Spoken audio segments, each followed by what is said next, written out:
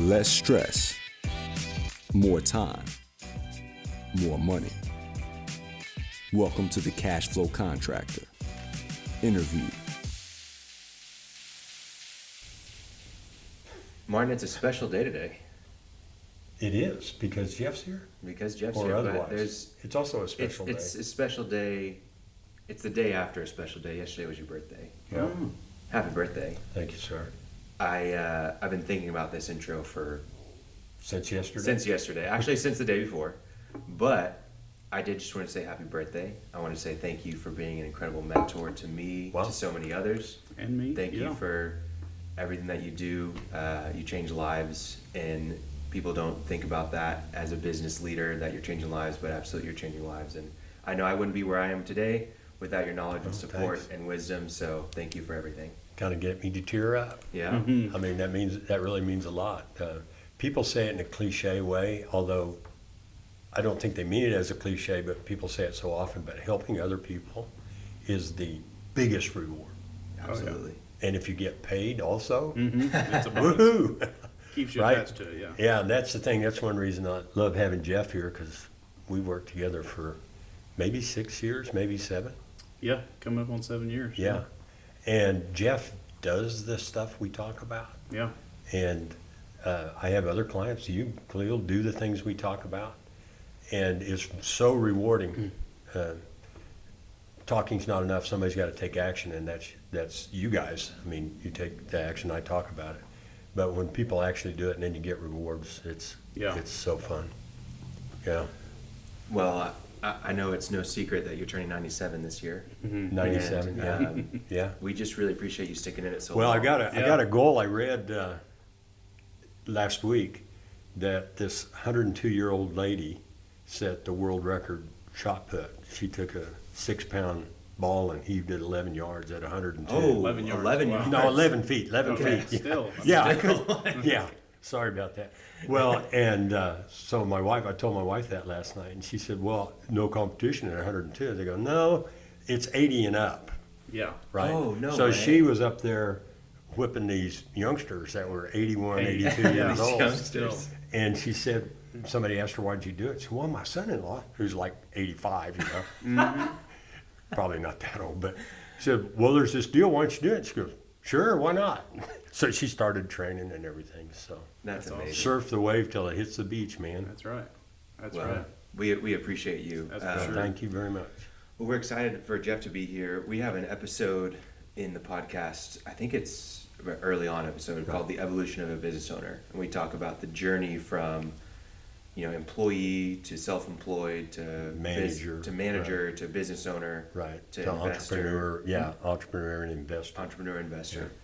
That's a great episode if you want to listen to it. But I think Jeff is someone who's a really great example of that evolution. Maybe not, I don't know that you ever fully complete that evolution, but you're continually evolving, and it's been really cool to watch you grow over the years.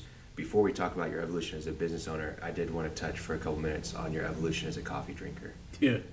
Yeah. Well, that I can blame some of that blame the start of that on my brother. I never drank coffee until I was, close to 30 years old. Sure. And I was just never into it. Never was into tea or pop or anything, So, I really wasn't into any of it. And then, which we can get into a little bit later, we was working, burning both ends of the candle every night. And it was tough. And so he got me into drinking Red Bull, which is, Oh, God. That is awful. you go from nothing to Red Bull, and that's just horrible. and I didn't really care Thanks, for it Jeff. that They're much. our sponsors. Well, yeah, okay, sorry. But no, it tasted great. It's great. Yeah, great drink. It has vitamin It's a great B12. But we drank that for a while, and then he got me into drinking espresso shortly after that. He's always been into it. So as goes with about anything I get into, I end up just going down this rabbit hole of craziness.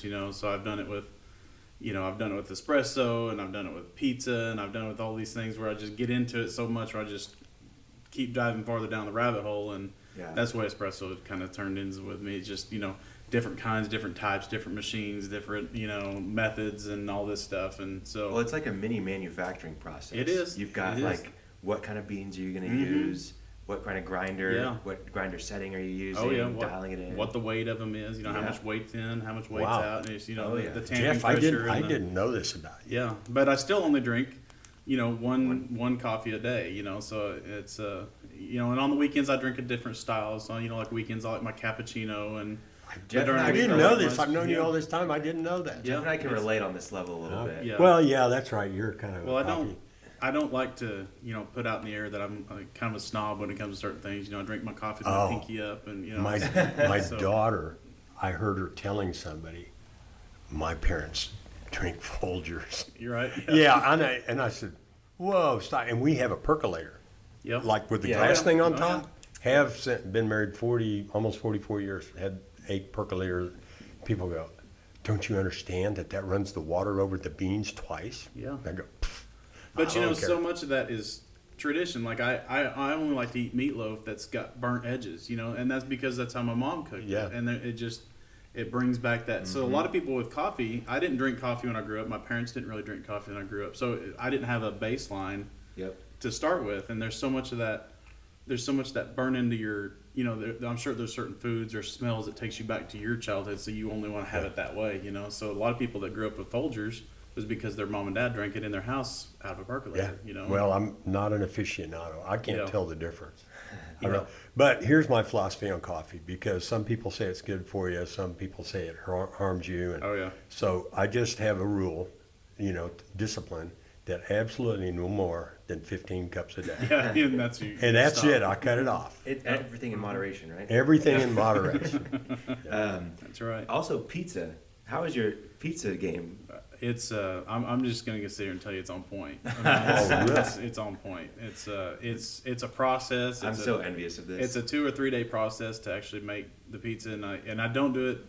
We try to do it every week, but right now we got kids that are in a lot of activities. This is kind of our go time of year, so I don't get to make it. If I can start it on Friday, we make it on Sunday, and it's a big deal. So Oh my God. right This is now, letting the dough rise or something Yeah, like that? it's just fermentation yeah. I or mean, that's whatever. gonna have to be a whole nother podcast. Did you build one of those ovens in the corner Well, of the wall I'm like looking, Italy? Where So I'm looking into it's a home version of that. So it's a home version of that. You can get it all pre-made and it's sent to you. So I don't have time to. But you have, what's the one you have? The brand I've got's an Uni, so it's Uni, kind of that's right. and it's it's their upper level one, their pro Little model, oven. and it's a great deal. But now I'm kind of stepping up to the next version of that. So They got you hooked, man. It's and it's so good. Now we don't really get pizza at other places to speak ruins of. it, doesn't it? It does ruin it. Oh, So man. like I said, it turns you into a snob. But it's there's a couple of our neighbors in our neighborhood that knows about it, and they like, hey, you make Cooking pizza pizza this this weekend? weekend? Yeah, you want to invite me over? Yeah. So I had that's a great. pizza in Naples, Italy, and it's seafood delight, right? So at an outside cafe, can see Vesuvius off. It's like total Italian experience. So I order this, pizza del mare, and it comes, and it's got clams, these langostinos, which are kind of like lobsters, but they don't have claws, fish, different kinds of fish, and they're just sitting on there. Oh yeah. I mean, in the shells. There's a pizza with, tomato sauce, and then there's like this lobster thing sitting sitting there, on the middle of it. and the clams in the shells, and the fish, just the whole fish. Yeah. I'm going, wow, do-it-yourself Yeah. pizza. Do it yourself. Yeah. You got a knife, That's A little great. different, little Yeah, it different was pretty experience fun. Well, yeah. Talking about your evolution as a business owner, we can jump into that. Yep. Let's tell us a little about where you're from. Give us a little bit of background, and I'm happy to introduce a couple of things Yeah. as well. But go ahead. Well, so I graduated college from Oklahoma State in 01 and with a construction management degree, and jumped right into that. I was hired for a company in Tulsa called Crossland. They're actually out of Kansas, but they was starting they had just started an office in Tulsa. Now they're a mega huge, They're massive. massive company, and a fantastic company at that. I mean, they were got nothing bad to say about them. I knew the owner. Well, it was the owner's son that was running it, but Okay. but I knew him. He would always, this mega huge company, you would never expect to really even meet the owner possibly, but he would visit every job, and as a superintendent, I always loved meeting him because he was a hands-on guy.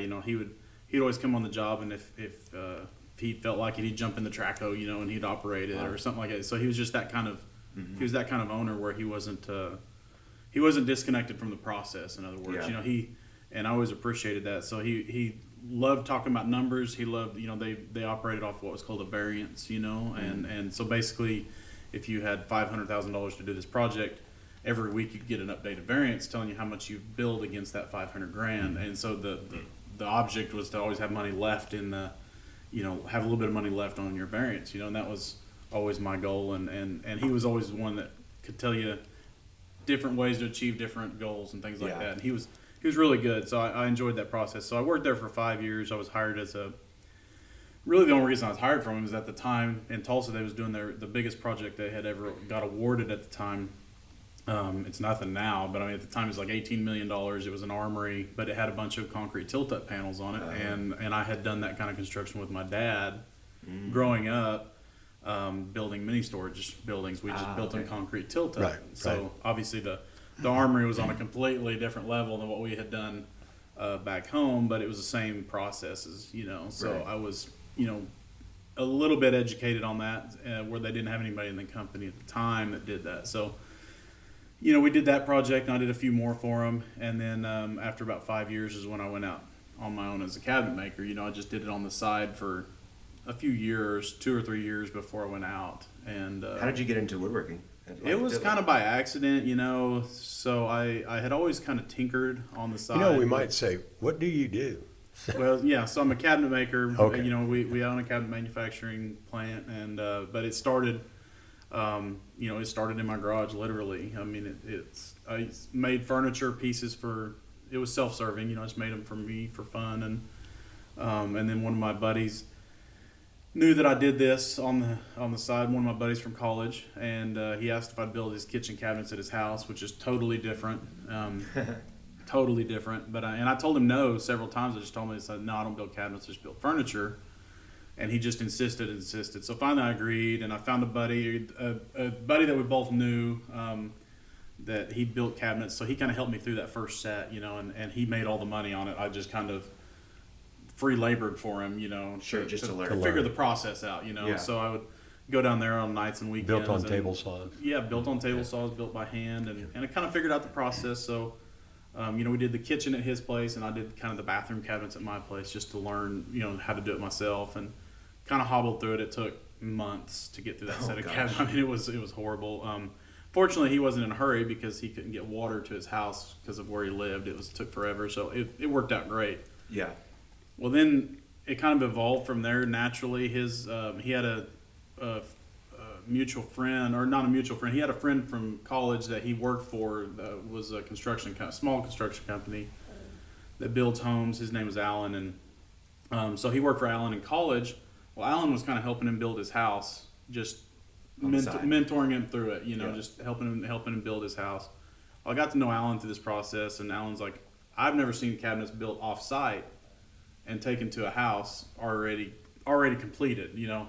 He had been used to seeing them like a carpenter coming there piece by piece and building them on the wall, literally building them piece by piece, you know, and it was and in Oklahoma, that's still, in Oklahoma City especially, it's still very popular. Very common. Really? In Tulsa, you don't see it at all. Yeah. But in Oklahoma City, it's still really common to see a cabinet maker or a trim carpenter that builds the cabinets on site, and then they just order the drawers and order the doors and piece them on there. It's a really old-fashioned way of doing it. So Alan was interested with that process, and he didn't build too many homes back then, so we started building his cabinets, and to this day I still build Alan's cabinets. I mean, he's that's awesome. You know, so he was my first customer, and I've still got him, you know, and he doesn't do as much as he did there for a few years, but he still builds 2 or 3 homes a year, you know, and it's the same process, you know. We go down there and measure his house, and just doing it out of a different place, you know. So he's seen the evolution of our company through the whole deal. That's really cool. And what's crazy to this day, he still has not ever stepped foot in my shop. So Really? I think he'd want to come and see. Yeah, in none of the 4 shops that I've had, he's never stepped foot into them. So I just can't ever get him out of Stillwater. He's just that guy, you know. Right. So wow. Great dude. I just love Alan to death. I try to talk to him every few months and just catch up with him. He's a great man. But so that's, you know, that was how we started, and then where it really ramped up into a full-time job was I worked with a guy at Crossland And we kind of I just started getting too busy, so I needed help. And he started working with me. Doing cabinets. Yeah, doing cabinets on the side. And we did other side jobs too. We kind of figured out what we didn't want to do. We just knew we wanted to do something else eventually. And, we did some sheetrock jobs. We did some tile jobs. And I was like, nope. You're being a contractor. I figured out what I didn't want to do before I figured out what I did want to do. And woodworking just made sense at the time. So, it slowly evolved there for the first year, but then after a while, we bid a job for at that point it was his father-in-law was building a bunch of duplexes in Stillwater. And it was a bunch. I mean, it was like 62 duplexes, and each duplex had 4 bedrooms and 4 baths on each side, and he was renting out each room to college kids basically. So, it's basically an 8-bedroom, 8-bath house. Yeah. With 2 kitchens, 2 utility rooms. I mean, it was a lot of cabinets. So way more than we could ever think about handling. But we took it. Wow. So didn't have any employees and was doing it on the side. So that's a lot of work. Yeah, pretty this quickly. Was in your garage. And you're still a project manager at this point? Yeah, I'm still. And so this is all on the side. This is all on the side. Yeah. So and it was not possible to gyp your job. I mean, being a superintendent for Crossland was. I'm assuming it is. It was very demanding. I mean, you had to be there. You pour concrete at 2:00 in the morning. You had to be there at 2:00 in the morning. Right. So it's not. But you also get paid fairly well, and it's hard to leave that money. That's right. I mean, that was the hardest part. But it was getting to that point where there was getting to the point very quickly where it was like I could not keep functioning working till 10, 11 at night. Working every weekend, putting in 14-hour days on the weekends. It got to the point where my energy level just wouldn't keep up with it. So I had to make a choice, So I finished the job that I was on, completely finished it, finished the punch list, was moving to another job, asked if I could have an assistant super, on that job, and got it started. And we got it out of the ground. And then I just, at that point, I gave my month notice and left. And they told me I could leave whenever I wanted, because I was in between jobs. So it was a really nice time to part, so it worked out really well. But it's that big job that you got with the duplexes that really gave you that sense of security a little bit with we got a big job that's going to pay me to be able to leave. Yeah. So, I mean, I wasn't able to replace my salary that I was making, but at least I was able to get to a point where I could sustain, the current lifestyle. Cause we had just moved into a newer house and that we had built. It was the first house that I had built, and we built a little shop behind it. So I moved out of my garage and was in that shop, but it was not much bigger than a big garage. So. Yeah. That's I think in the evolution of business, you say the worst salary you can make in Oklahoma especially is what, $150,000 that you said? Yeah, I've got a former client who I said $150,000 the worst amount of money you can ever make because it's pretty good in Oklahoma. Pretty good, yeah. But it's good as the enemy of great. You could do so much better. Yeah, but it's good enough that that outside incentive. Yeah, and I was making nowhere near that as a superintendent at the time. But I mean, I was making definitely a good enough salary for, I was recently married, but we were both working. We didn't have any kids, didn't have a lot of responsibilities, so we didn't need to make a lot. And that's where it's interesting is that timing is so important. Oh yeah, because whenever you do make that salary, let's just say it's $150,000, you do have the kids. You have the lake house maybe. You got the boat. And, a lot harder to leave. It's being able to leave is it's real pressure. Yeah. But on that point, if I was doing it now and I was making that kind of money, if I was still working for a construction company, whether it be Crossland or somebody else, if I was working somewhere and I was making good money, I assume that I would have still grown through the ranks, and had a good job. I think it's different how you would do it. I think if I was starting now in that position, I think I would be looking at a company that's already going. I would be looking at purchasing something like a going concern. Find a great company that just needs a little bit of love, a little TLC, a little management, and take my experience. But it's not going to say it would be any easier. It would be a lot harder to leave that security, but I think I just have to do it differently. Right. I wouldn't be doing a startup. I have no doubt that you would do it anyway, though, because you were interested. You're making cabinets. You don't have to work on the weekend at all. Yeah. But hey, and you did the first job for basically nothing. Yeah. So that you could learn. So you're investing in that. I mean, I know you well enough. Your mind's always going on what's the next better way. Oh yeah. It's not like, whew, I've made it, I can rest. It's the opposite of that. Right. Yeah. And that's who you are. It's not something you.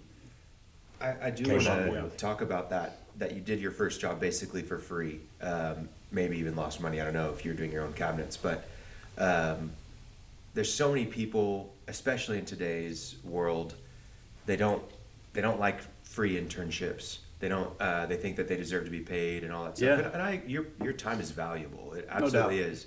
But if you go into that mindset of I deserve this right from the beginning with zero knowledge, and you're not thinking about the opportunity of being able to learn from somebody, it can turn into I did this job for free to now I own, a very successful manufacturing cabinet company because I had that experience, And that's where people, if you want to get stuck and get paid, which there are paid internships, apprenticeships, all that kind of stuff, it's good. But if you're more focused on getting paid now, you're not going to get as paid later. Oh yeah. And so I just think it's a really important thing for any young listeners out there to hear is that take the opportunity, look for the experience that you can get. Well, you got a college education in a particular field without student debt. Yeah. Yeah. Right. Yeah, I left with no student debt, and I got a lot of that to attribute to my parents, and then also, they helped me through college, and I worked through college too. So I mean, I had to pay for anything outside of college. Tuition. Basically, I had to pay for, if I wanted to go out, if I wanted to go out to eat, if I wanted to, I had to pay for my truck and my gas and all that, insurance and stuff like that. So that was, so I still had to be responsible, but. My parents taking care of college was a huge help, but I also got a lot of scholarships. I got, out of high school, my better part of my first year was paid with scholarships. My last 2 years were, I got a really great scholarship with DeLisi Concrete, fantastic company. That they had an awesome scholarship at OSU for construction management that you could. Wow. It would pretty well pay for part of your tuition, all your books, and it was and it was only available to juniors and seniors. So it was you had to be almost through the program to be able to get it. Yeah, they were looking for people going into the industry. That were going to go into the industry, and it was a great. I don't want to take this too far off track, but you're on it right now. How important, we have a lot of listeners who maybe don't have a college degree working at. How important do you think people have to have a college degree? Man, and this is a hot topic right now. Just out in the world right now, this is just a hot topic. Whether people talking about not going to college, and I don't regret going to college. It afforded me a job that I would have had to work several years to get to. So I mean those years weren't wasted. In other words, I started out as a project superintendent. I mean I was an assistant super for a very short period of time, but it was directly going to go into assistants or into a superintendent, which with Crossing is different, but it's very similar to a project management role. They work very closely with project managers. So that was. For me, it was not a waste to go to college, and I know a lot of people say it was a waste for them to go to college, but for me, it wasn't. I learned a lot, not just the experiences I had, but I mean, I learned a lot about, just how things work and stuff like that. So I definitely don't regret going to college. I think it was a good thing. Well, while we're on, I just throw this in, but I've got an MBA, business degree. What I tell people all the time is you don't need an MBA to succeed in business. Yeah. And an MBA will not in any way, even remotely, assure that you will succeed in business. Right. So why get an MBA? Yeah. But I don't regret that I learned things, became aware of things. I don't even know how valuable it is to me because there are probably things I know and say and do that came from that experience. But I don't want people to think they have to do it. Yep. You can get the sweat equity. You learn the cabinet shop, not at OSU. You learn it in your garage with your friend helping you. Yeah, and a bunch since. Well, I think there's no question that education is valuable. Right. I think that really. But it's not a substitute. Well, there's really only two ways to be educated, and it happens through experience. You can either get the experience yourself, or you can pay for someone else's experience to be passed down to you, and that's really helpful in some fields in college. If you're going to be a doctor, go to college. Shouldn't be getting experience practicing on your cousin. Yeah, doctor, lawyer, right. CPA, architect. Construction, if you don't have the opportunities and you don't feel like you can get the experience hands-on, it's not a bad idea to go to college. I'll tell you right now, there's a lot of people looking for help in construction right now. Well, it depends. Yeah, and it depends on what courses you take in college. There are a lot of courses you can take that are basically you postponing beginning of your life. Oh, absolutely. By about 4 like to 7 years. Oh, yeah. Like I said, you're paying for someone else's experience. If your professor sucks, you're paying for that experience, and that's the education you're getting. Yeah. I mean, you better go to a school that has good professors, a good program like DeLisi has that's going to get for scholarships. The other thing is, college is so expensive now. Oh, It's ridiculous. It's significantly more than whenever I was in. It's 20 years ago.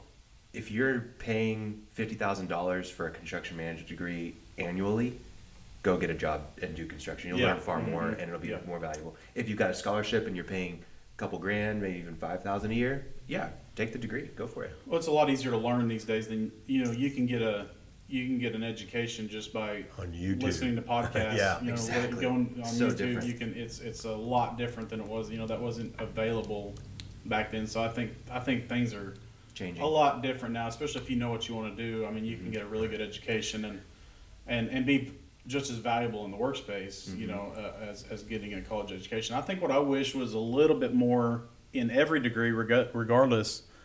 I wish there was a more financial stuff in just teaching in general. Right. Education at a high school level and everything. There's just not enough education about finances. Yeah. And accounting, just general accounting practices and Well, things like that. I was going to bring that up too. It's not. Anybody who's listening to this knows what my passion is. Oh yeah. But you said you had your variance sheet working at Crosslands, right? So Yeah. basically a budget. You got to know, well, what am I supposed What to am I do? Well, you spending? got to Yeah. hit this. Ooh. Yeah. And you behave differently when you have a target and you know what it is. Yeah. But somebody had financial information to know how much you'd already spent, Yeah.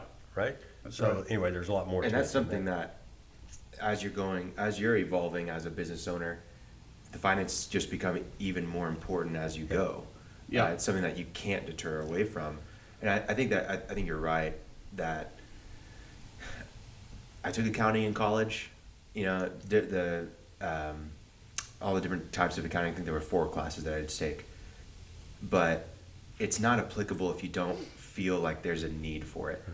And I think that's what ends up happening with business owners too, is they don't see the need off the bat. They're like, hey, is there cash in the account or not? That's what's prevalent. Yeah. But as soon as they start looking what I at always good say books, about education in general, kids complain because they had to learn algebra in high school. They're, what the hell am I, I'll never use algebra. Well, people are giving you the answer before you have the question. And you have to do some of that. You have to be able to read before you need, why you need to read when you're a kid. Yeah. But they give you the answer before you have the question. Yeah. When you get out, and we're working along for a while, you and I are working on a project next week, and we've got some financial information here. You go, wow, how could I know that? And somebody shows you how to know it, and you go, oh man, that's exactly the information I needed to make this decision. Can I buy, can I hire, can I bid, how do I bid, all these things. Yep. And so that's the one benefit of being out and working, and then realizing, hey, I wonder if I could understand this. And then when somebody tells you how to do the algebra, you suck it right up. Yeah. Because, that answered my question. Yeah. So, There's no doubt. Yeah. well, make this about Jeff, not about numbers. no, that's fine. So But numbers are a big part of the reason That's you're right. where you are. That's right. So you leave that job at Crosslands. You've got this huge duplex job. How quickly, if you remember, did you start getting other jobs once you?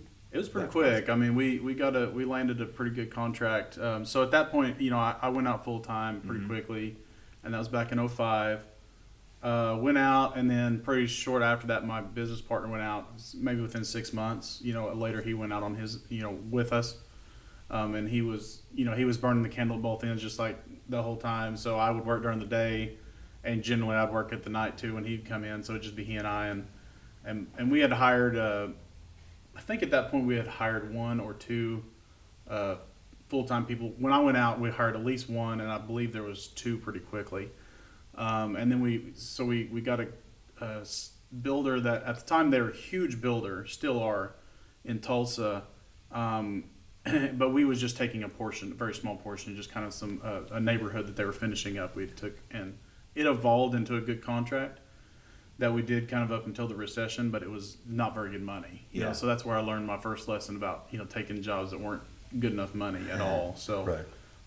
And then when the recession came, that one kind of went away. So, but yeah, so my business partner came out with me, pretty shortly after, and then we just kind of continued growing the whole time. So, and and having a business partner was something I never intended on. It was nothing I was planning on.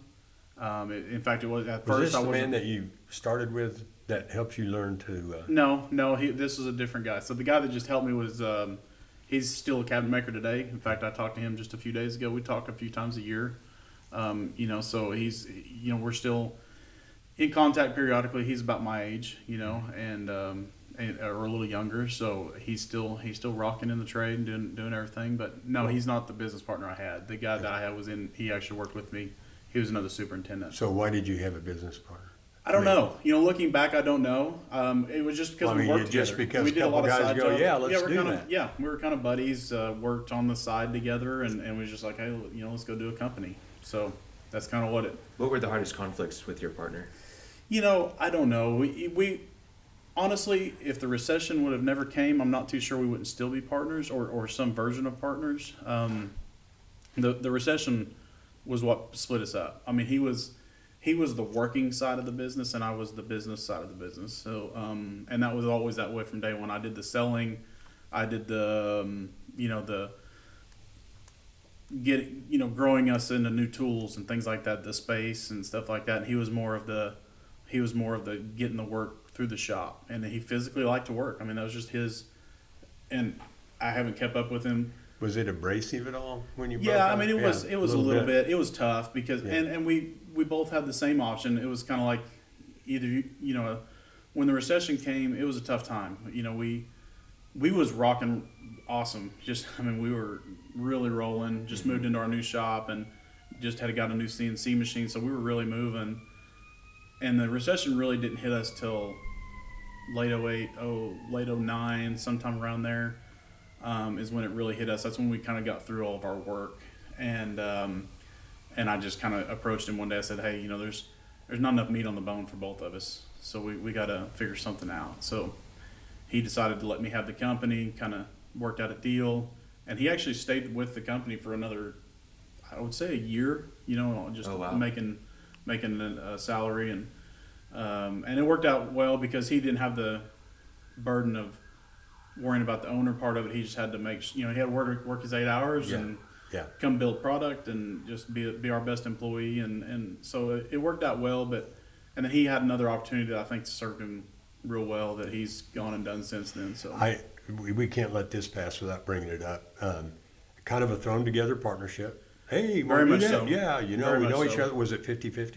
It was 50-50. There you go. Yeah. Right. Well, that's fair. It's 50-50. You got one more business-oriented person, one more hands-on sort of person. Do not do that. Is this mic on? Yeah. Do not do that. Yeah. I have had a number of companies over time. I have one right now where you have exactly that situation, where there's one guy who's, we'll call it sophisticated in terms of business. They're both smart guys, but the other guy's a hands-on guy, and they don't speak the same language. And when I joined up, their structure was rife for abuse. They had a company, and they both had their own separate little companies that charged the first company. So their interests were their own companies, and big old straw sitting in that with two guys slurping. No rules. Write themselves checks. Well, I did the work. Well, you didn't bid it and all this. Anyway, so trying to salvage it, they're going to come apart. I mean, they are coming apart. And so we're trying to make it as least contentious as possible. Yeah, and I don't know if that's possible. They have an operating agreement, because one guy went and got an operating agreement, but it just didn't really deal with all these things. Dissolution, if you need to put money in, who's going to put money in? How, what are the percent ownerships? If you hit a draw, how are you going to make a decision? You can be 50-50, but there need to be mechanisms for making decisions. And they didn't have any of that. And I have heard that so many times. Yeah, he's good at this, I'm good at this. And it'll be 50-50. Because that, you don't want to say, well, I'm going to do 60 and you're going to do 40. Well, that's not fair. It's just a mess. There are partnerships that work, but they can work. But the number one thing is you need to start. And I'll quit beating this horse because it's not what it's about. But I couldn't let that pass. You need to start it in front of a deal attorney, and by that I mean an attorney who does business deals. Because sitting there in front of this attorney, if he or she is any good, they're going to ask you a bunch of questions. Okay, it's 2 years from now and your company needs $100,000. Who's going to put the money in? Who's going to decide you put the money in? Am I going to put the money in and you're going to ride along on my coattails, or do I own, you're just, what if somebody dies? What if somebody gets divorced? Just all these things. And you think through that with an attorney and you go, yeah, well, that might cost me $5,000. Well, if you can't come up with the $5,000 to do that part right, then you're going to regret it later on. So anyway, thank you for that. I just had to let that. No, that's good. Don't do that if you're thinking about it. Yeah. Do you feel like you joined the partnership because it felt safer or more comfortable? I think more of it was just because I probably didn't allow myself to look down the road a few years. And I think in the back of my mind, it was always something I was never super comfortable with, but I was passive a little bit on it.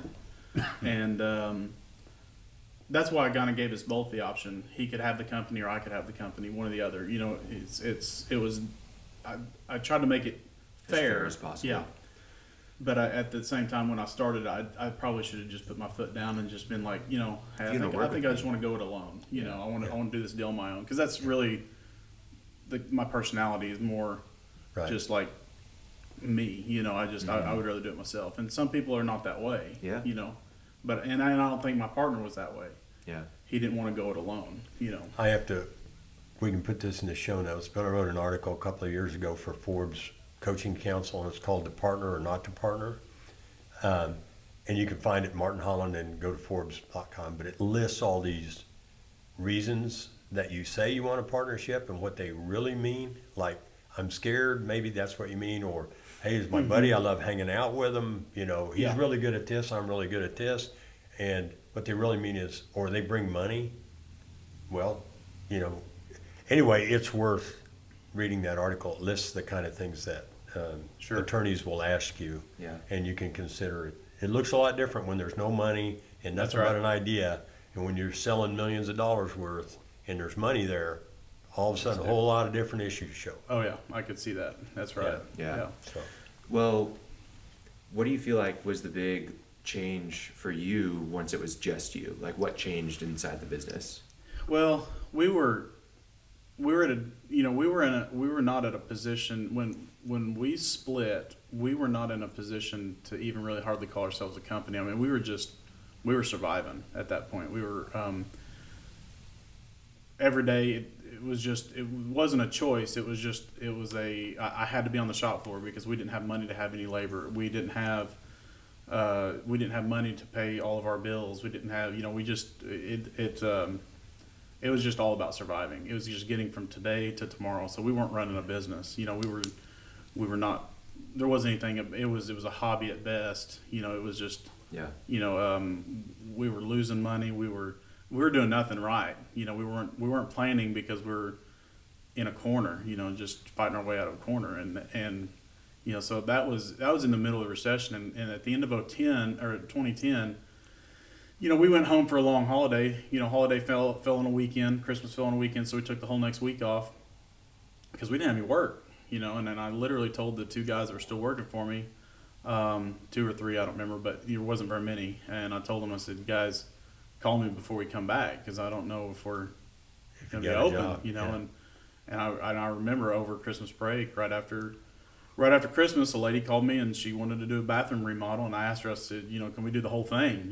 Which we didn't do. We didn't do the whole remodels, but I just asked her if she'd be interested in letting us do the whole thing. She's like, yeah, we haven't found anybody yet. So, we did the sheetrock, we did the, the tile, we did the cabinets and the paint and everything just to keep people busy. Keep everybody busy, generate a little more revenue, and that was just part of it. So, and then after that, we started kind of getting back into it. Some of our old builders started coming back, and some contracts started coming back slowly. And but that was a real turning point, because it was. Well, there 2 things kind of jump to mind. One is the lack of work, which is a 2008, 2009 phenomenon. But then prior to that, it's how did you start to get you started to get work back? How did you start to make profitable work that actually generated cash? What kind of tripwired there?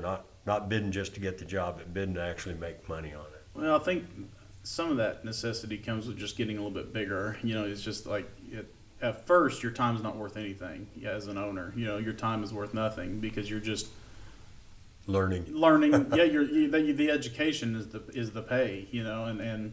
And that's exactly where we was at. You're learning every single job. You're learning something new, what not to do, and everything. So money was secondary. Profit was secondary. And then eventually you realize, okay, I've learned a little bit here.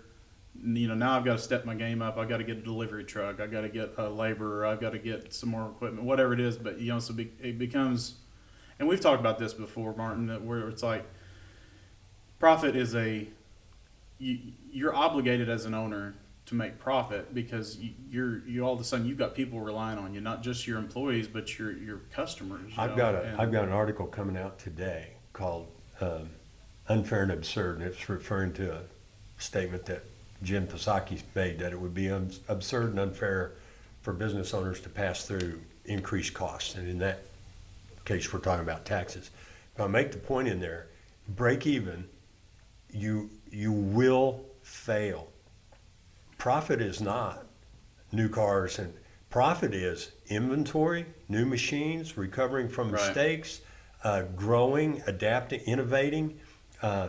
It's accounts receivable, if I didn't say that. Profit pays for it's retiring the debt on the CNC machine that you bought. Yeah. That all comes from profit. Yep. You have to make a profit. It's your moral obligation to all those people who work for you. You can't stay in business if you don't make a profit. Yep. But I would like to ask, you start buying equipment and things like that, but the real rubber meets the road, pen meets the paper. There's a day, because I go through this with everybody, that I always bid these for this. And there's a day that you look down and go, nope, I'm going to bid this one 15% higher. Yeah. And I'm either going to get it or not. And that takes some cojones. At that point. Do you ever recall really kind of making that decision and what prompted you to say, there's been a couple of times in the road that I've made the, like when we, so a few years later after we started coming out of the recession, we were still yes men. We're just like, job comes in the door, get to yes. work. Yeah. If the phone was ringing, the answer was yes. And eventually we started becoming a little more specialized in just cabinets. We quit with the furniture, we quit with the side jobs, the trim, the doors, things like that. We just got to where it was just cabinets. And I think at that point is when we got a little more serious about understanding profit, like what our costs were. But really until recently, I would say real recently, is when I really started getting to the point of like, screw it, this is it. This is right. We are here to be profitable. We're not here just to make cabinets. We're here to be profitable, and if it hurts somebody's feelings or if we lose customers or whatever it is, we're raising our prices. We just don't have a choice, and this year has been horrible. You're doing that a lot because all the price. This year's been a struggle, a different kind of struggle for us, and I don't know if we want to get into that now or later, but we bought a company last year in November, and this is jumping ahead quite a bit, but that's brought the need to be profitable like right up to the forefront, because materials have been going through the roof with the back end of this COVID nonsense, and every single month materials have gone up, and it's just been an absolute challenge to be profitable. We just can't raise prices fast enough, and finally we got to the point this year where we're just like, okay, it doesn't matter. We're going to send them a bid. And if prices increase, between now and the time we build it, we're going to have to tell them, it's going to be this much more. And it's not our fault that prices are increasing, but they are. Yeah, and to our listeners who are everybody's dealing with that, builders, contractors, it just almost in everything. I like to point out that your suppliers don't have any reluctance to tell you. That's right. It just went up 15%. Yeah. And yet we, in the kind of the middleman, between the suppliers and their ultimate consumer, why are we reluctant? I get it. Yeah. But why are we reluctant to say, it just went up 15%? Yeah. I'm not going to float the world. It's because it feels like a service rather than a product. Well, it's that, and what I think it's fear.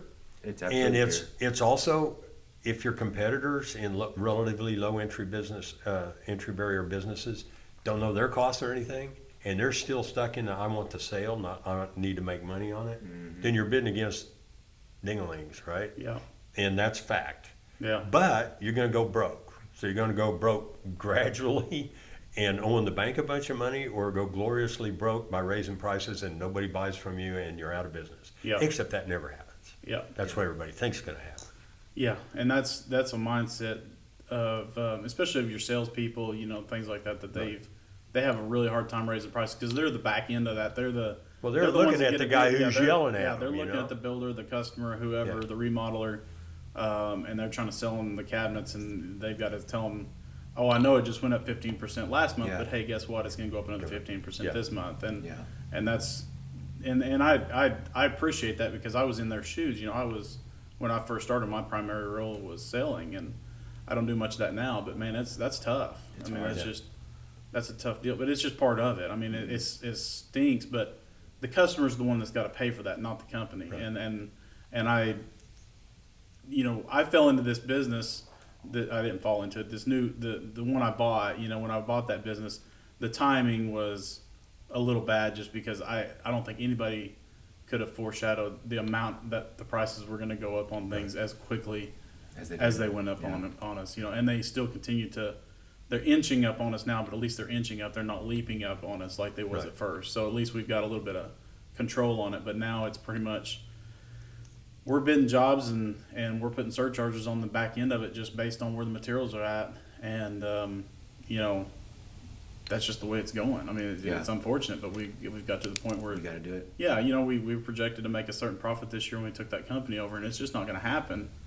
We're going to be profitable, but it's not going to be very, very as good as we wanted it to be. And I mean, I'd like to paint a different picture, but it's just the way. Well, I'm going to throw this in because you and I are doing the math for another reason. Yeah. But I have it lying in front of me.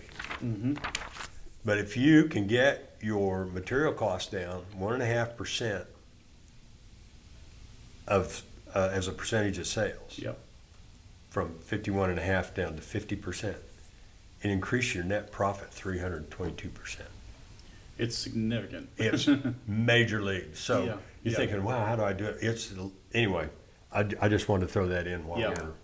It's why the numbers are so important. The only reason why you're able to look at that is because you're keeping good books, because you are so serious about it, and you've taken the finance seriously. And it also gives an element of hope. You think, can I get my material costs down 1.5% as a percentage of sales? They really need to be used to be in the 35, 37%. Yeah, right, yeah. But if you can get it down 1.5%, you go, that sounds like I can do that. Things are starting to turn loose at that point. Yeah, you just think, wow, somehow I can save 1.5%, and we start thinking how to do it. Yeah. Anyway, so that's not what this whole episode is I'm going to go back a few years from what we're talking about now, but what led you to reach out to Martin? Well, I was stuck, as I was stuck in my own head, really, is what it turned out to be. I was at a threshold that I didn't understand. So, we had grown. At the time, I had 2 shops, and that's, there was an employee that's still with me today that was moving out of town, and we found a shop for him to kind of operate out of, and it was supposed to just be a small deal, and it actually turned into be a nice little satellite operation. We've since rolled it back into our main shop, but it was a turning point for us. We grew through that, so I learned that I didn't have to be the one micromanaging and controlling every part of the business. Through that, I realized I could trust my employees that want to grow. Employees want to. Yeah. They want to get better. They want to grow. They want to have some control. They want to be able to make their own calls and things like that. And so that taught me that. But at the same time, I was still kind of stuck in where to go from here. How to take it to the next level and how business really works. So I started just listening to podcasts, started educating myself, and started listening to audiobooks. And I think where I actually I had never even thought of the idea of business coaching, or there being a trade out there like that. But I think I was listening to Tony Robbins at the point, some of his talks and stuff like that. And I think at the end of one of them, he actually has a coaching service it's more of a broker thing if I understood it right, where he's kind of he farms it out to different coaches. To be real honest, they never called me back. Oh wow! And so they never called me back. And one of the people there was a lady that was on one of his talks that was also a business coach, and I had reached out to her, and I just didn't. It wasn't a fit. She was in like Maine or something like that, which is fine. I mean that proximity doesn't matter. I don't see coaching is all personal. Yeah, I don't see you. Not all, but I don't see you very often. And so over the phone wasn't a problem, but she just wasn't a fit. She was more of a retail product, Gotcha. That kind of stuff. So she had a market for somebody, just not a manufacturer. It just wasn't. I think we'd have spent too much time on jargon than anything. So, and then I think when I started Googling, I found Martin at some point, and then you came up and saw me that next day, and it worked out really well. Yeah, I do remember this, but I wrote this poem and made a video. It's on my website if anybody wants to see it. Yeah. And you said that Amy, we hit it off going to the shop. It was fun. It was a Saturday morning. Yeah, it was. And he said, well, I'm thinking pretty strong, but my wife's going, well, what do you need a coach for? And I had sent him that video. It wasn't even released yet, but I sent it to you. And you called me back that afternoon and said, Amy, watch the video. Well, how do we start? Yeah.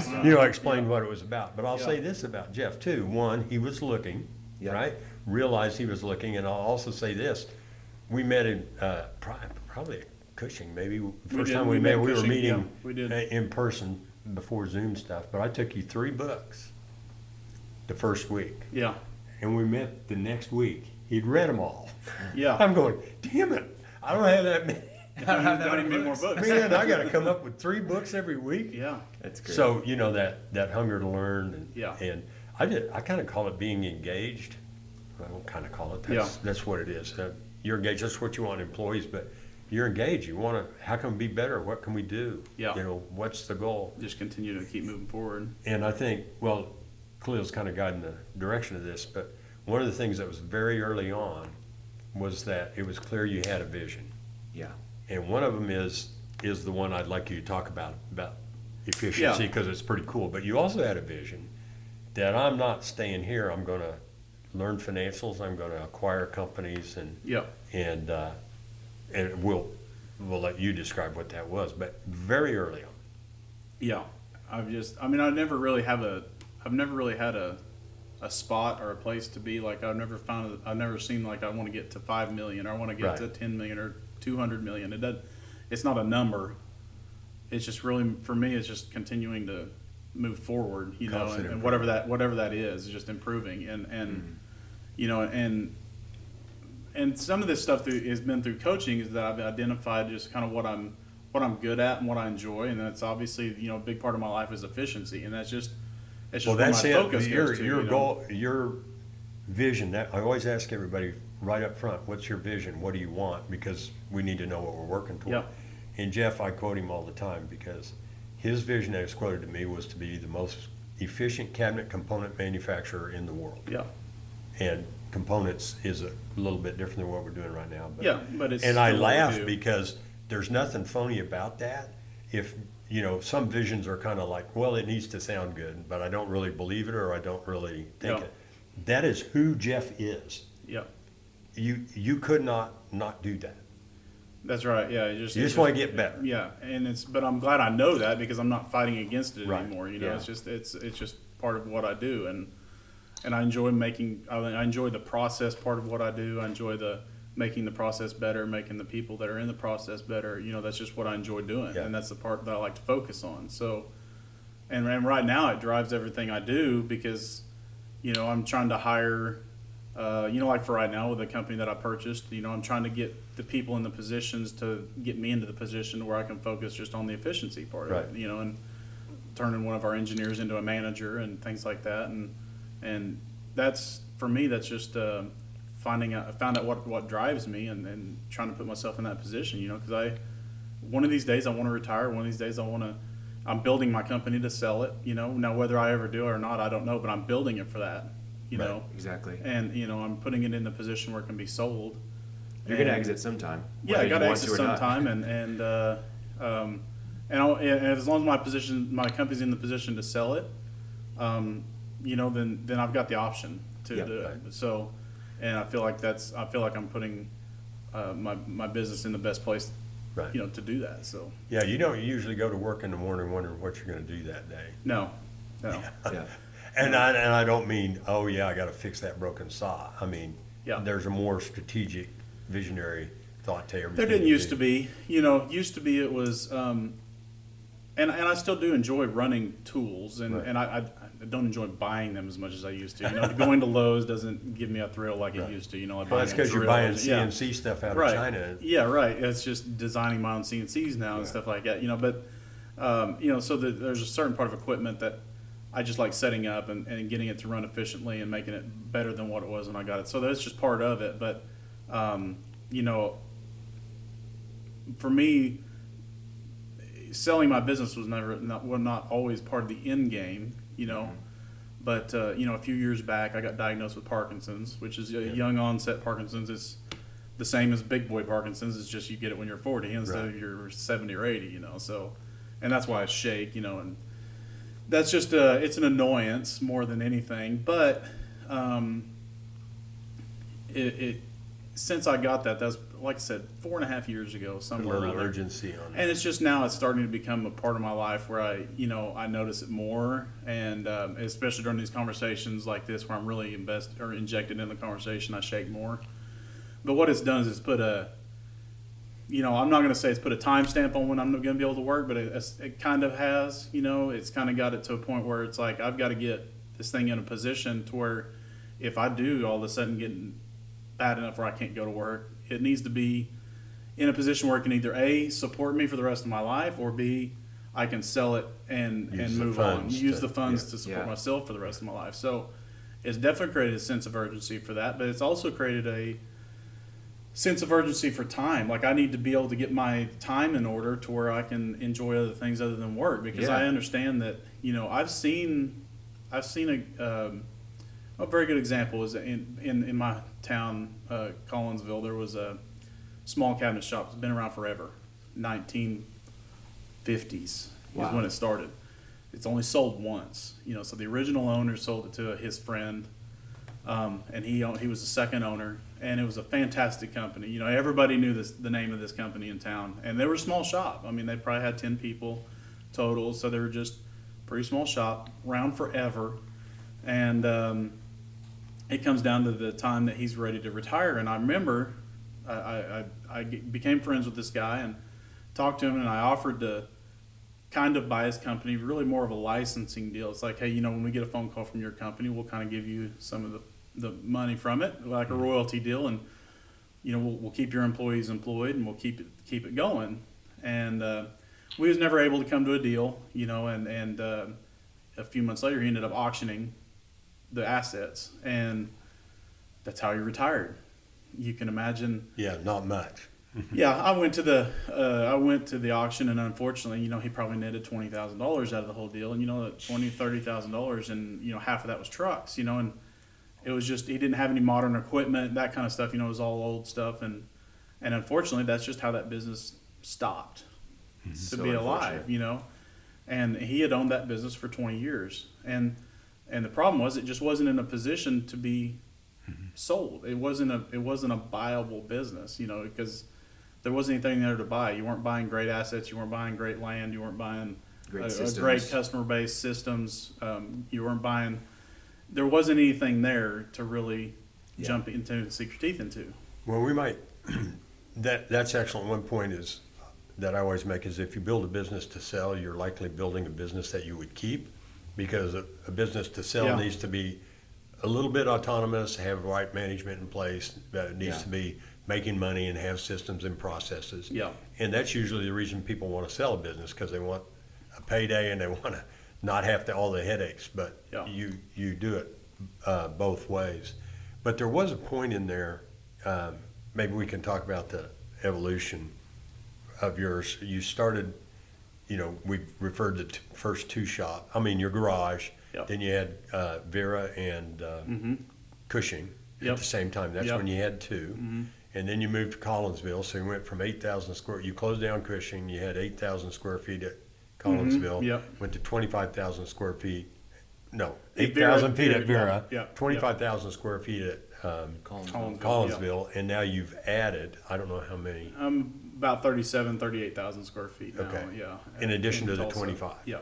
Okay, and the 25 is probably more than you needed, but it was A little bit, available yeah. and right. But it worked. Yeah. So where you go with that, but sales-wise, you want to say kind of where you were in 2010 and maybe what your intent is for this year? Yeah, so I mean, 2010, we were, probably in that, still in the hundreds of thousands, the upper, 6, 7, 800,000, somewhere around there.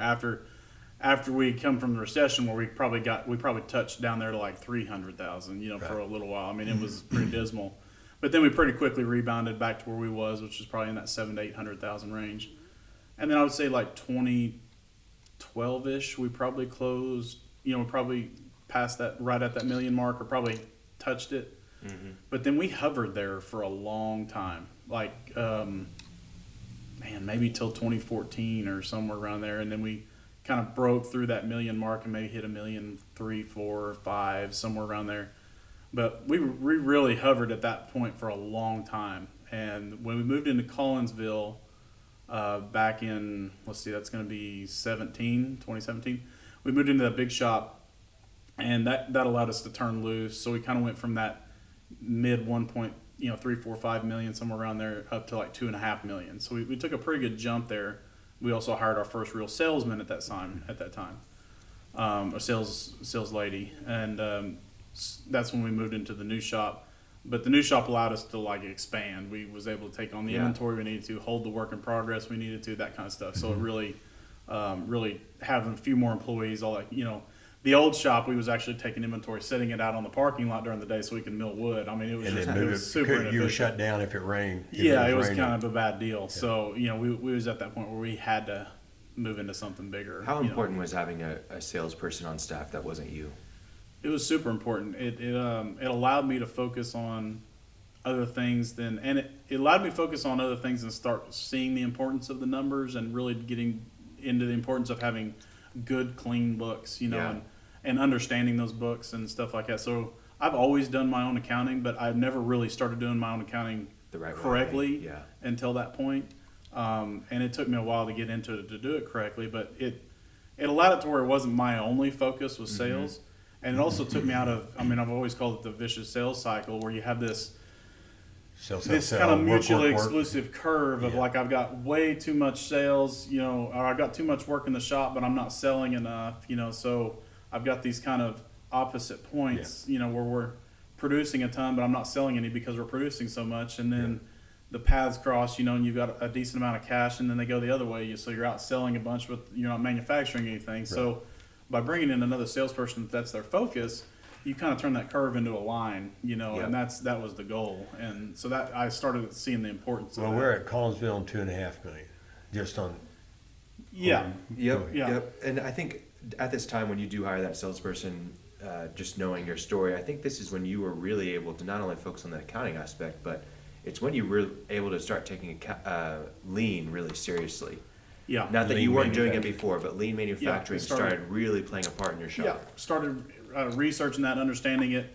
I never really understood lean because I never educated myself on it. Yeah, never. If somebody had asked me if I was lean, I was like, oh yeah, we're lean. We don't use any labor. We don't use any more labor than we have to. And that was lean to me, and that's not lean manufacturing at all. Lean manufacturing is a lifestyle. It's a way you live. And it ties.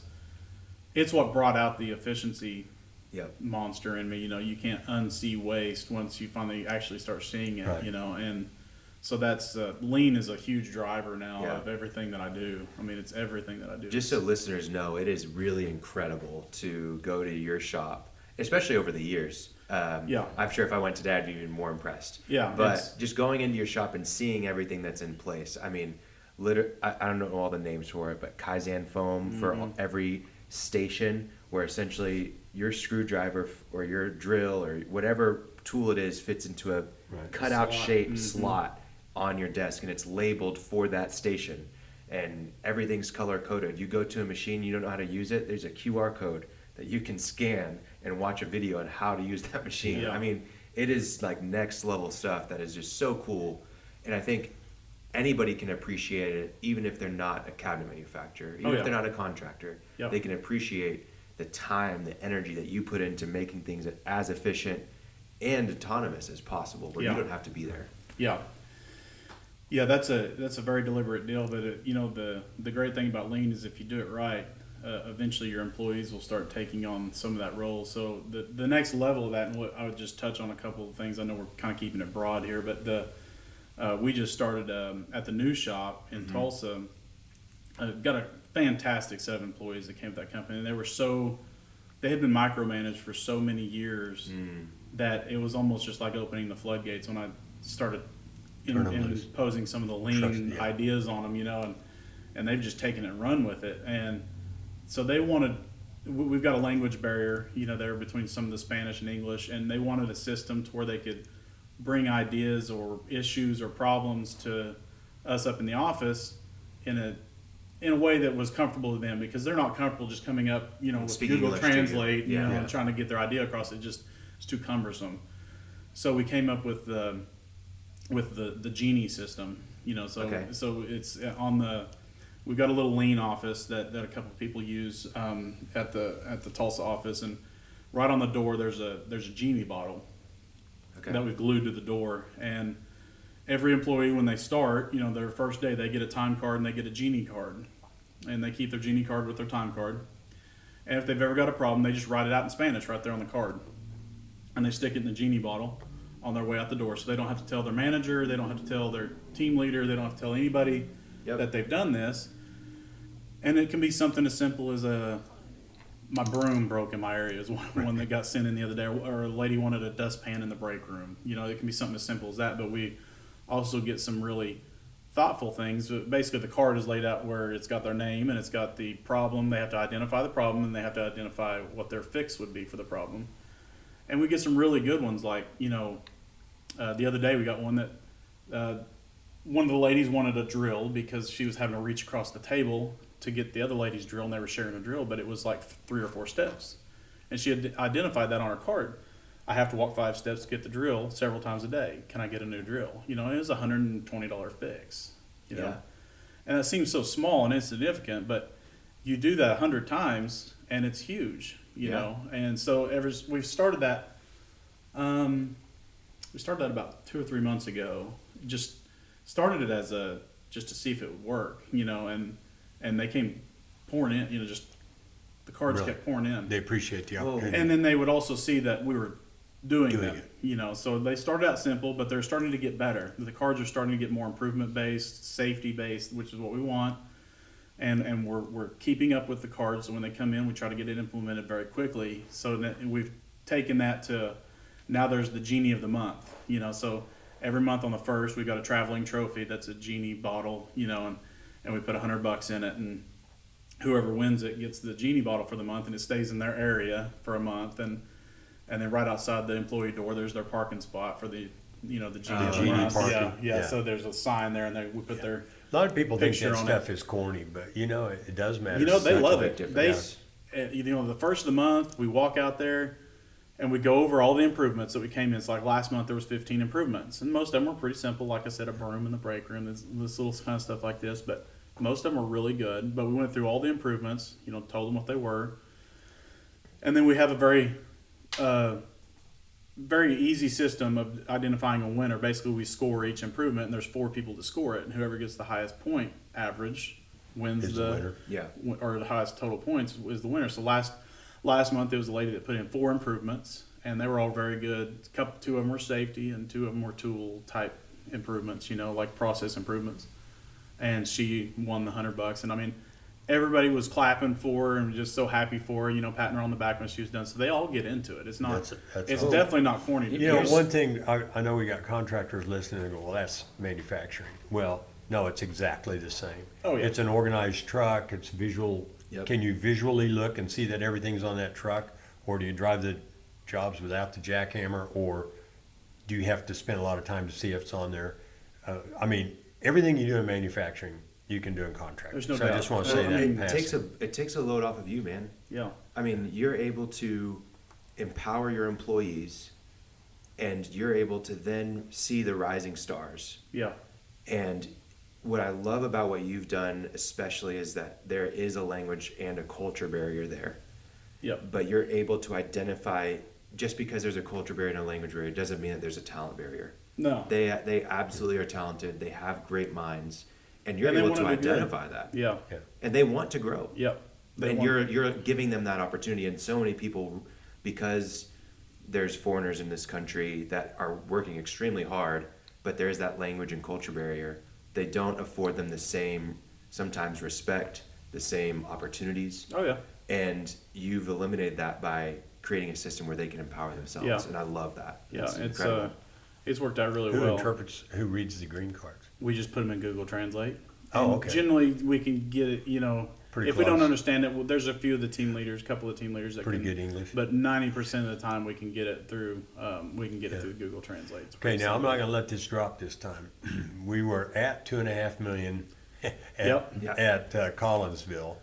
Yep. And where are you today? This year we'll do about 6.5, somewhere in that area. I mean, I think we're doing, we're doing about 520, 550,000 a month. Yeah, averaging right now we're averaging about 520.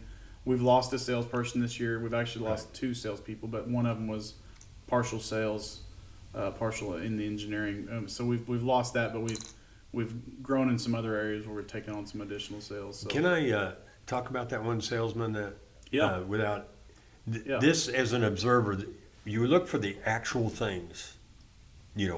Can you point to a minute where somebody said yes or no? For example, somebody bid the job and said, I'm going to add 15% to it and send it out. That's an actual thing that happened. Another thing that happened with Jeff was he had a quasi-independent salesperson. Came in with a book of business. A lot of people are loyal to their salesperson. That's something you always have to know. Yep. So this salesperson was a little bit uppity. Would you want to maybe tell that story a little bit? Yeah. So, this salesperson had come to the business with their own work, has been with me for 3 years ish, somewhere around there.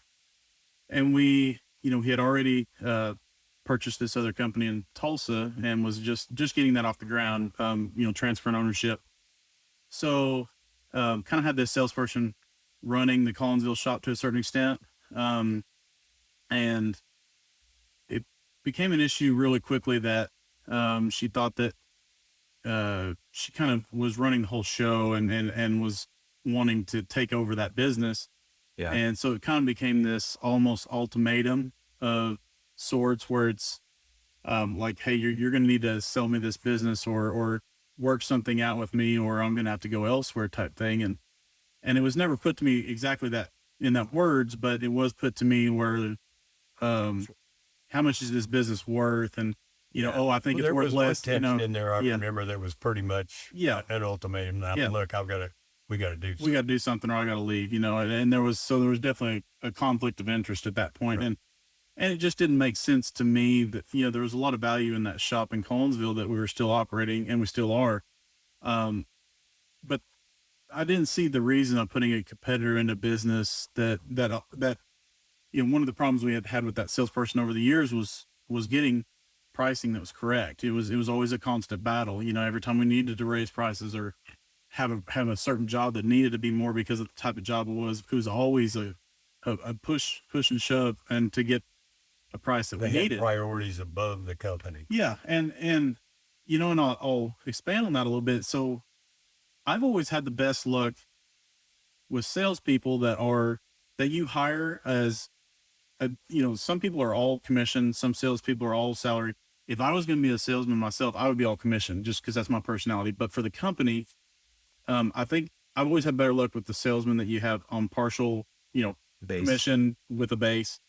And the reason for that is they're not just their customers, they're the company's customers. And I know that's a small deal, but that's a huge deal to the business because the problem I always had with that particular salesperson was it was always my business. It was always my customers, my business, and then come to find out, come to find out they weren't even using the company email system. And, so they weren't using any of the company's quoted, our quotes pre-built that we had with our branding. And, it's just all that stuff. And it was because it was just her customers, and so Right. when she leaves, a lot of her customers go with her. Now it's interesting that some of those customers have come back to us in recent months, which is great without us really trying, but Which foretends the result of this story when this yeah, person laid out we're saying she, yeah, I mean, yeah, it's that out, is, yeah, what she kind of laid that ultimatum on you. yeah. You had a decision to make. Well, Yeah, well, how and did that I kind of evolve? felt the decision was made for me is the way I ended Yeah. up looking at it, and it was still a hard thing to do, but I felt like the decision was made for me, and she was very upset about when I had to let her go. The day I let her go, she was really really upset because to her it was very abrupt. In my eyes, I was just the one driving the bus instead of her. I mean, because at some point she was already a foot and a half out the door. And at some point she was going to be leaving, especially when she knew she wasn't going to be able to buy the business from me. So, basically I just nipped it in the bud that day, just said, I'm not going to sell the company to you. And, having said that, I'm going to have to let you go because we're already at a conflict of interest and that just doesn't work for the company. Any minute beyond that point, in my eyes, I was putting the company at risk, and at that point I've got 45 employees and I've got Well, other people to worry about. in the minutia and all that, if somebody's on the way out the door and they know they're on the way out the door and they've got your laptop, they got your Yep. bidding systems, you got your design software, they've got your files that are in your design software. Yeah. They've got everything. Everything. You've set them up. That took you since 2005 Yes. to develop. set up. Yeah. And just that's walk right. out the door with it. Got so And it fun. and it also highlighted some systems that I didn't have in place that I've since put in place, Right. like So that you can how that off. have what happens before you let an employee go, because you don't cut them off from those systems before you let them go. Right. You make your mind up that you've let them go already, and you cut them off and then you let them go. I mean, because on something like that, a lot of times you're able to work out a deal where they're able to keep working, or they've got a certain amount of time or a severance period or something like that. But sometimes you're just going to have the line in the sand and you cut them Yeah. off, and that's what we had to do. And it turned out to be the right decision. There's no doubt Well, about let me reiterate here. You got a company that's, well, you were passing, but doing $2.5 million up to $5 and $6 million now, and you walk out the door $1 million, and actually a little probably more more than than that. Yeah. Probably more a than dollar's worth of business Yep. with no assurances that you're going to get. You did get some back, but you made the decision. that. Yeah. That's a tipping point. $1 million That's decision. all. And that's, when I look back at our 16 years, I mean, there hasn't been a whole lot of pretty that's happened. I mean, it's not been every time we take a step, it's not just this beautiful flowing, business that's just like, Well executed. well executed Think about it. plans. It's Yeah. been, I mean, it's been kind of gross to a certain extent, but it's been deliberate. I mean, it's Yeah. been, and the older I get and the more I get into it, the more planning I do. I do a lot less just by the gut and more planning, and I still do things by the gut for the most part. But I mean, it's I would say where I'm different now from where I was when I first started is I'm very good at making decisions. Like I'm good at saying yes or I'm good at saying no.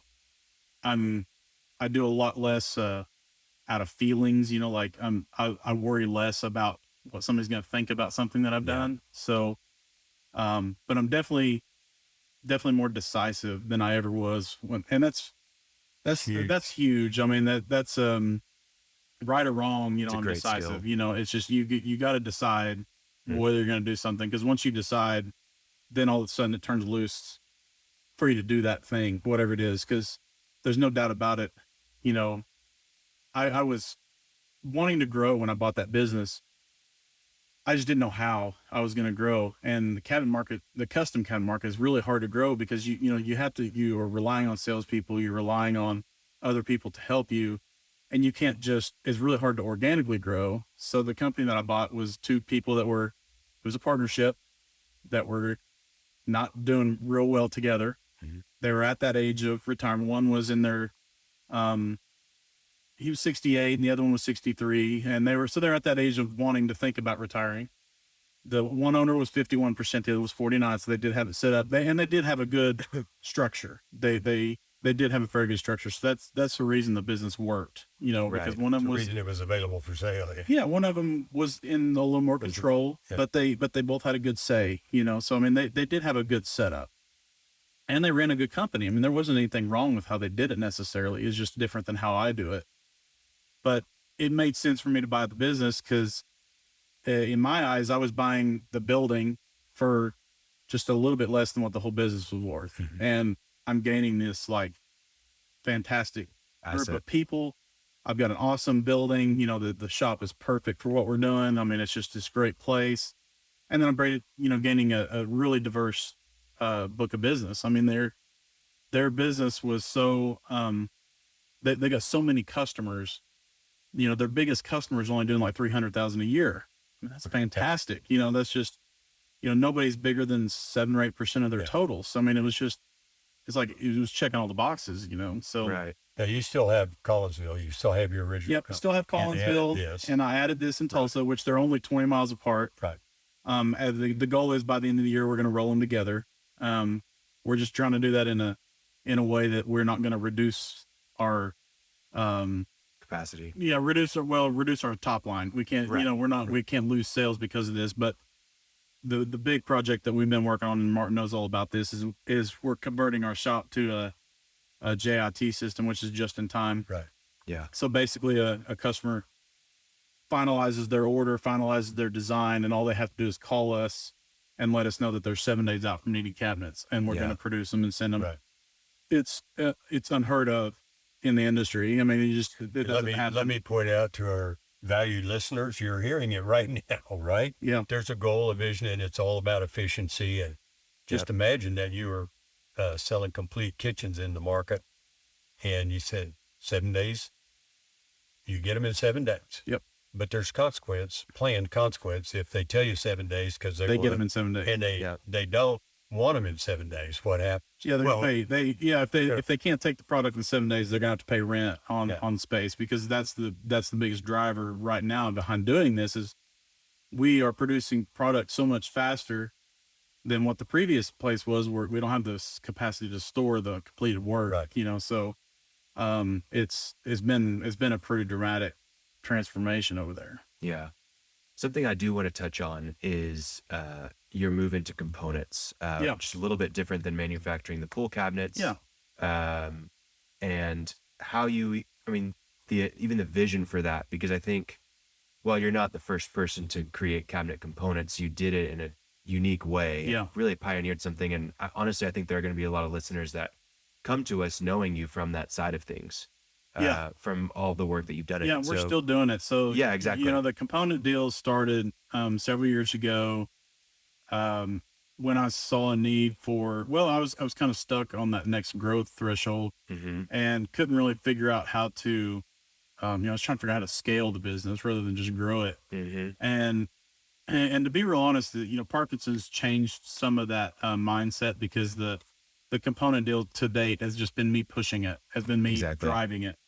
And right now, currently, I just don't have a lot of time to just keep pushing it, but we still do a fair amount of components. Can you define what we mean by that? So components are going to be just like the parts and pieces of the cabinet. So we sell components to other cabinet makers around the nation that don't have the capacity, don't have the tools or the equipment, the space to actually manufacture cabinets, because it's a very capital intensive endeavor to start milling cabinets. So if you can just buy your components, then you've taken 80% of the machinery out of the process, and you're just buying box components that are ready to be assembled. So we send everything flat packed on a pallet ready to assemble, and they just order it right there online and order what they want, and then we ship it to them. So it's a great service, it's a great deal, and it's a business that I intend to keep doing, keep growing just kind of as it does. But Khalil helped me out with that process at first. So we just started by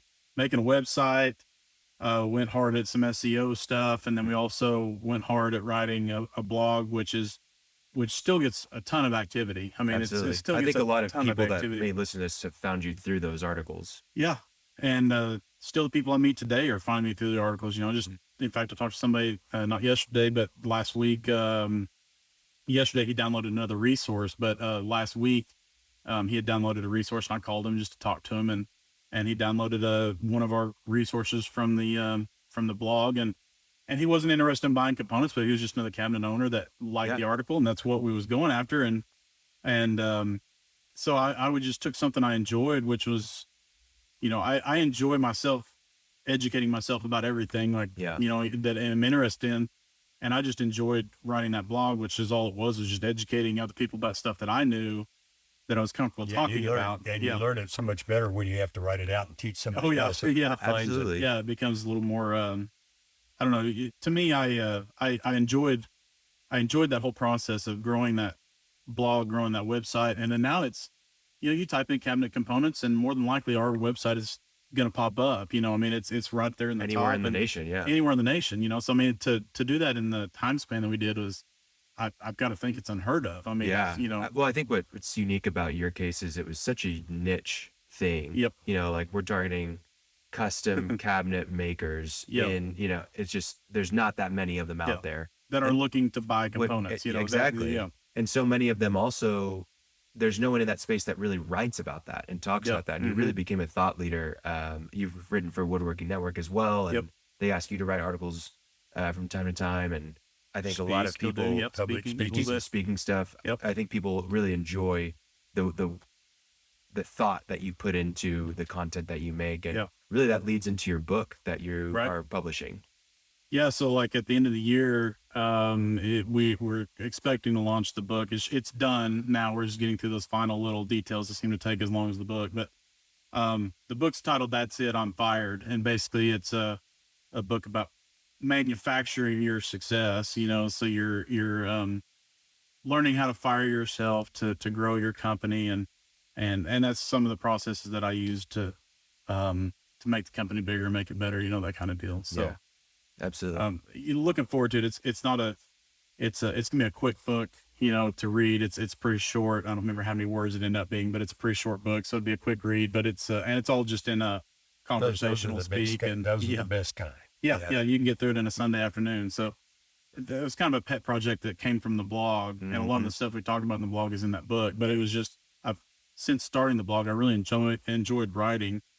And so the book was just a natural step, so absolutely. So I think that's where some of the component stuff is going to turn. I think we're always going to do the components, but I think it's going to morph into this, the book side of it, the teaching side of it, see if there's something to be grown out of that, because I really enjoyed that part of it, I really, really missed not doing it lately. And that's why I'm doing some of the things in the Tulsa shop, getting a manager where they can control the day-to-day operations and get myself out of it to where I don't have to be there every single waking moment, and I can, get more into that, get back into that side of it. It's awesome. Well, I think it's really cool to see how you've evolved since 2005, like we've talked about today, but you've really gone through that process of, you were an employee doing construction management, had that side hustle, you took that leap and became self-employed. And eventually that manager where you did have those 2 or 3 guys and you were taking any job possible. Yeah. You evolved to not being a yes man and, saying no. You evolved into firing yourself and really becoming that manager, not just a high risk job, but you own the business, where you've stepped away from that. Now you're an entrepreneur, you're starting components, you're writing a book, you are purchasing other shops. And I think you're going to continue to evolve from there and continue to grow. And I think that there's so many things we could have talked about, and we did go off on rabbit trails. We could have stuck on those trails for a long time. Jeff, 10 more times. But we'll have to have you back on another time. But we really appreciate you sharing your knowledge, being vulnerable and honest about, financials, about Parkinson's, and all the real things that happen in business, because it is messy. Yeah, right. It is. So I wish more people would talk about the messy side. And in fact, that, the project that Martin was talking about, and I'm an open book about anything, maybe to an extent that most people aren't. But, one of the things that Martin and I are working on right now is we're making a cabinet makers owners group in Tulsa. And it's starting out with a group of 7 shops that are like-minded, and just trying to get people in the same room to start talking about some of these things like financials and margins and, different things that's going on in our actual market that, business owners, I think, are the old school is the old school, like my dad's school, is we hate our competitors, we're cutthroat. And I, to a certain extent, I understand my competitors are out there. I mean, I know who I'm competing against in my market, but 95% of my competition is me. Absolutely. It is our company. We compete against ourselves, and most businesses spend, I think, too much time worrying about their competitors, and they're not worrying about themselves, about their own companies. And I've always wanted to do this group. And what was really interesting was, and again, we're getting off topic, but no, it's good. Off topic. Dead on. The great thing about this group was I sent this email out to, I think I sent out to 12 shops, 7 replied. And of all the 7 that replied, they all said the same thing. I've wanted to do this for years. I've thought this was a great idea that we all get in the same room and just talk about whatever, money, or talk about the market, talk about whatever, But I mean, they all said the same things, like, man, I'm so glad you're doing this. Well, you also had 1 or 2 that said, we don't want to be any part of any illegal cabal, Well, first of all, it wouldn't be illegal, but you wouldn't. The point is, I mean, it is if you're cheating on government jobs. That's right. Yeah. But you can, anyway, the point is, I get to go down there as a business coach unattached and just teach business principles. Yeah. Like 1% improvement in margins, 14.5%, actually, maybe more than that, but 14.5% improvement in net profits. 2 ways to get margins up: raise your prices, get more efficient. Yeah. And hopefully we inspire them to say, why? Who cares if I sell $7 million worth of stuff if I lost $1.5 million? That's right. I'd rather sell 500,000 and make 50,000. Yeah. Yeah. And just principles, because if you're good competition that understands their costs, and that's good competition for everybody. Yep. Keeps you sharp, steel sharpens steel. It's the people who don't know and think, well, I sold $1 million worth. And like I said, but it cost me $1.2 million to do it. They're out there and they wreck everything for everybody. Oh yeah. Well, and I've been pretty deliberate the last several years, and I know the majority of the cabinet makers in our area, not just know of the company. I'm saying I know the owner on a personal level, and there's several of those owners that I talk to on a regular basis. They'll call me, or they may have a program issue, or they have a CNC issue, and that's just, okay, that's great. But it always morphs into something else. Like, oh, hey, how's this contract going for you? Or I heard you got this customer, I heard you started working for them, or whatever. And it's always ends up being this great conversation. Yeah. And I always gain something out of it. But I've always enjoyed getting to know other people's businesses, because I feel like I said, I'm not competing against them. And once they realize that, man, you can learn so much from your other business guys. Right. It's just little tricks about what they do and little tricks about what you do. And that, man, it brings the whole market up. And I can't imagine if other businesses would do that. Yeah. How everybody would benefit from it, Absolutely. Well, man, this has been a pleasure. We'll have to have you back sometime, and we'll go into maybe a deep dive on a topic with you, because I think it'd be really great. Yeah. But, how can people get in touch with you? Well, I'm not a huge social media guy, but I am on LinkedIn, so they can get with me on LinkedIn social media wise. And then, my email is jeff@ultcab.com, ultcab.com. And Ultimate Cabinet. Short for Ultimate Cabinets. And then there's also, still got my old podcast website, the Push Through. That's, the push, thru.com. That's probably going to be the best way for future content, and the book will be on that website. Even some of Khalil's stuff is on that website. So that's probably the best way to get a hold of me right now, and check out where the new book's coming from and everything. So awesome, man. Well, we really appreciate you being on, and we look forward to hearing more from you. Yeah, looking forward to it. Thanks for having me. I appreciate it. Yeah. Thank you, sir. Yeah. Thanks for listening to The Cashflow Contractor. Check out our website in the show notes, or visit thecashflowcontractor.com.